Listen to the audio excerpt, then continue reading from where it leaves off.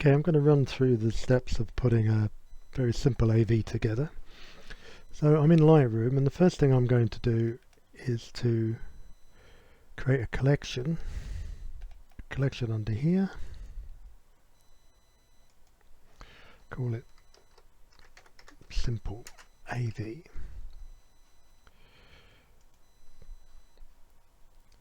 And we'll mark this as the target collection. And then we'll go back up into my images here. And what I'll do, I've got some images I took going around Celsi, so I'm going to basically find the images I like, and then I'm going to add them to the target collection. So I'll just go through and do that.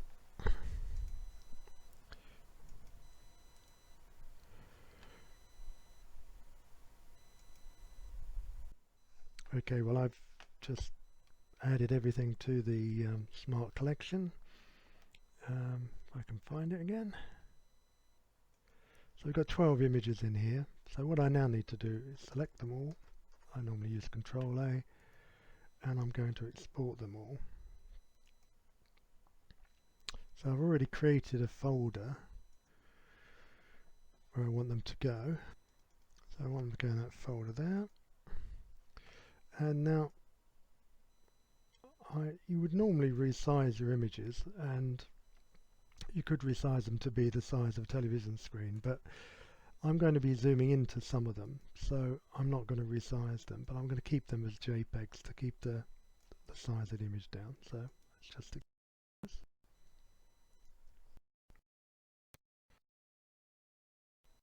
now all the images should be in the folder.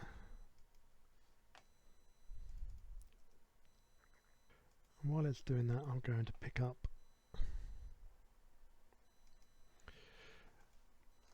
a bit of music that I want to go with it. I'll put that in here. So what we have is a directory just dedicated for this particular AV. And there we've got our 12 images in it. So now I don't really need Lightroom, so I'll close that down. And I'm going to start up Pictures2Exe. Now I've got the Studio Edition, and I'm going to create a new project, and I'm going to make it widescreen television size.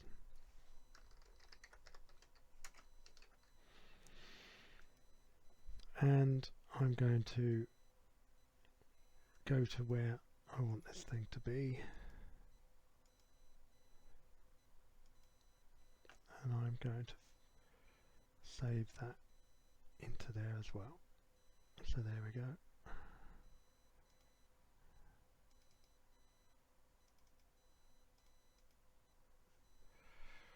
So we now have everything set up. Now I want to go to the slide tab here because it's easier to manipulate slides in here. We have two ones. One is the for slides, and one's for the timeline, and I'll show you how the timeline works in a minute. So what we're going to do is we can either drag all the images across, or we can drag them individually. If we know the order, we might want to drag them individually, but I'm just going to drag them all over to start with. And then I'm going to go to the timeline, and I'm going to go up, and I'm going to drag this bit of music over. So the first thing I want to do is fit all the slides to the music. So if I go under here, under slide, fit all slides to soundtrack. So this will give me a rough idea of the timing that I need for the slides. Now I can go back to the slide sorter, and I can start moving things around. So I think I want this image, so I have to show only one selected. I want that image at the beginning. I want this image next, and that image then that image, we'll have that one as an end image, and these ones are pretty much in the right order. So I can now just save that, and what I can do is just have a quick preview to see how it works. Now you can either do a preview by pressing this button, which will start from the first slide, or you can do a preview here.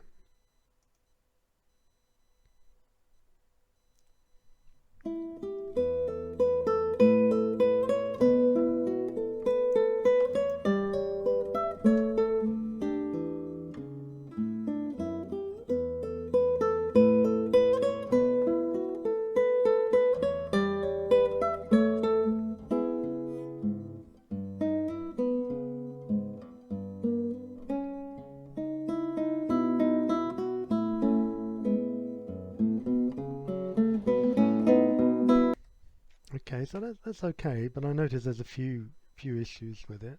The first one is these are taken in a 4/3 camera, and so I mean, I have done some crops in Lightroom, but they don't always fill the frame. So what you have to do is click on a slide, go into Objects and Animation,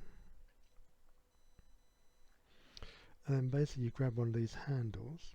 You can set the zoom level here to be like 100%. Often it's better to work at smaller one, like 25%. So you drag it so it fills the whole frame. You can create a template if all your images are the same. You can create a template to speed this up slightly, but I've only got 12 here, so I'm just going to whiz through them and do them all. And you can move them around, so I want that broom in shot. Now this is a portrait image, and this is one of the reasons why I exported them at full resolution, because I need to make the portrait image a bit bigger. First I want to go with that bit of blue at the bottom, and I want the head to be in it. Now luckily this one's got a nice black background, so you don't really know it's portrait. So just go through them all, fill them, position them as you want. And this is another one where it's a portrait image, but I don't want all of it, because what I was interested in here was the fact that everybody was wearing a mask. This is like a break between sequences.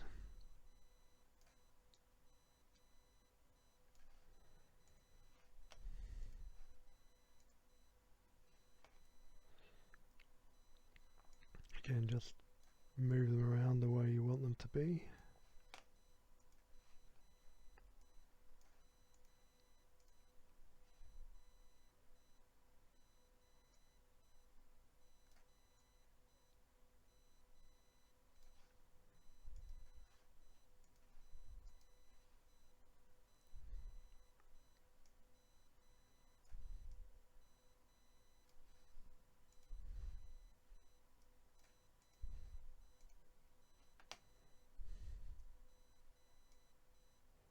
If you're interested, the music I got is free music from a free music site.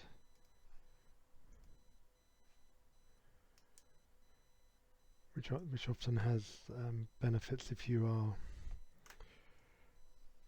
planning to broadcast it anywhere. So now we've got that. So we have a look at the timeline now. You can see that actually this bit of music fades out. So actually the slides are slightly too long. I also want to make the first one slightly longer, so let's make that about 12 seconds long, because I'm going to fade that one in and put a title on it. So I want the music to come slightly in from the beginning. Now one of the things I can do is I can fade the music up, at least with the more advanced versions of Lightroom, you can fade the music up like that, so rather than it just coming in straight. Now you can see these slides are too long, so what I need to do is select all of them apart from the first one, which I've lengthened. Let's try and make it about 6.5 seconds, see what happens then. So that's better. It's just about finishing now in line with the music. And what I might want to do is make the last one also a bit longer. So we don't want to do that. We want to make sure we've only got one selected, so that I can fade it out. So now we've got the basic layout going. I want to animate this one. So the first thing I want to do is I want this one to fade in. So what we do, we have these things called keyframes. So I'm going to put my cursor to where I want it to come in, and I'm going to add a keyframe, another keyframe there, another keyframe there. So I want it to start with the opacity set to 0, which means it's black. And when it gets to here, I want the opacity to go up to 100. And then basically I want it to stay at 100 all the way through. So actually I don't need those two keyframes, thinking about it. It's going to stay at 100. Often if you want to fade things up and down, you need more keyframes. So we've got that now. So if we go right back to the beginning and play that, you can see that sliding in.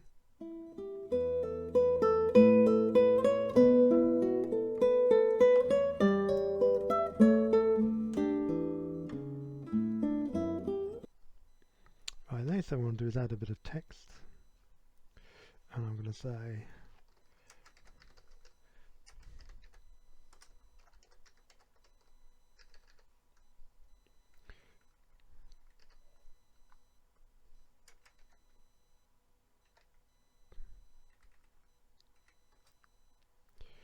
so we've got our little bit of text, and it automatically sort of centers it, and that looks okay. I mean, I can adjust the size and position of it. So now I've got the text selected, I want to do a keyframe with that.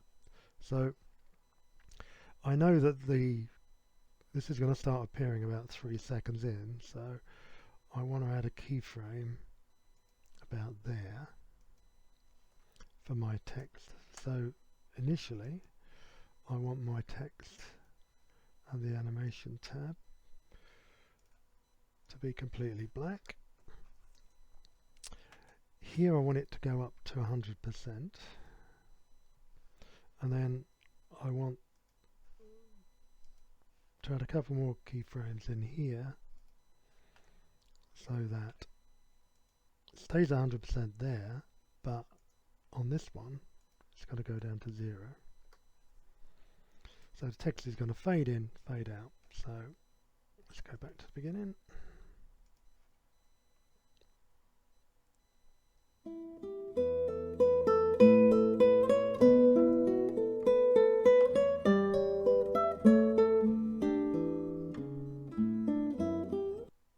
So it faded out okay, but I didn't like the way it faded in.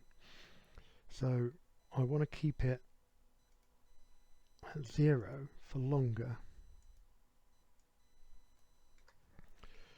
So let's try that. So I want the picture to fade in first, and then I want the text to come in.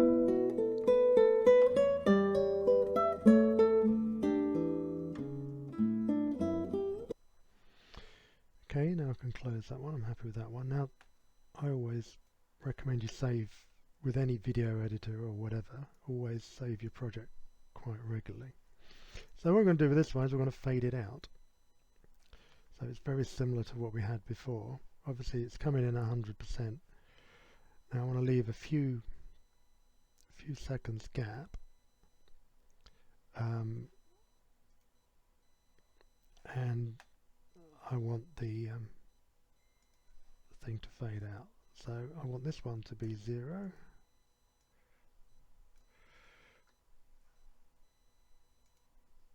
this one can stay at 100%. So I didn't want it to fade out all the way through. I wanted it to be 100% and then fade out towards the end.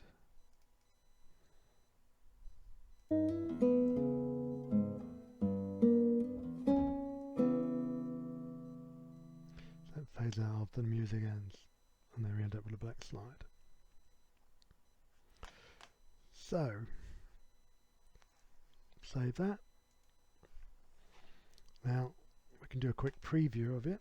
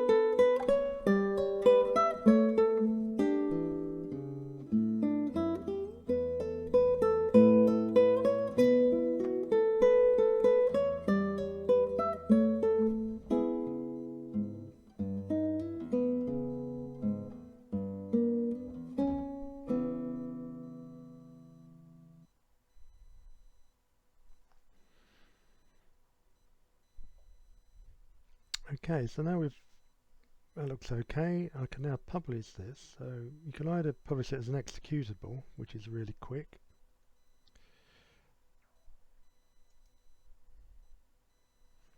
or if you want to view it on a Mac or TV, you can publish it as a video file, and this actually takes a lot longer.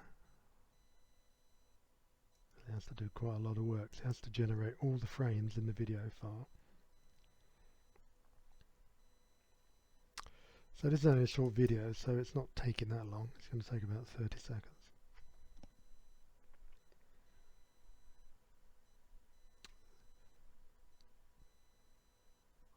So I'll cut the video and restart when it's finished. Right, so now that's done. So in my folder where I've saved everything, we've got the executable version,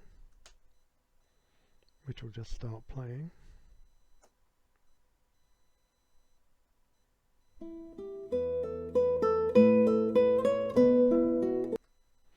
And we've got the MP4 version,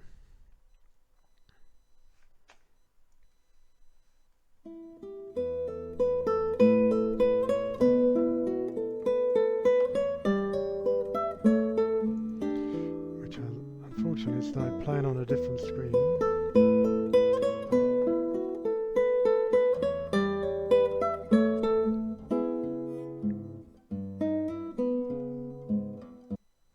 So like I say, the MP4 is a bigger, well actually in this case it isn't that much bigger, but it tends to be the longer AV, and that is suitable for putting up onto YouTube or suitable for putting on your telly or whatever. Otherwise the exe file is very simple to play on the Windows PC. If you want a Mac, you can't really use Pictures2Exe that easily, but I will show you something else to do. So that's the end of a very simple presentation on how to do a simple video with Pictures2Exe. I hope it's helpful.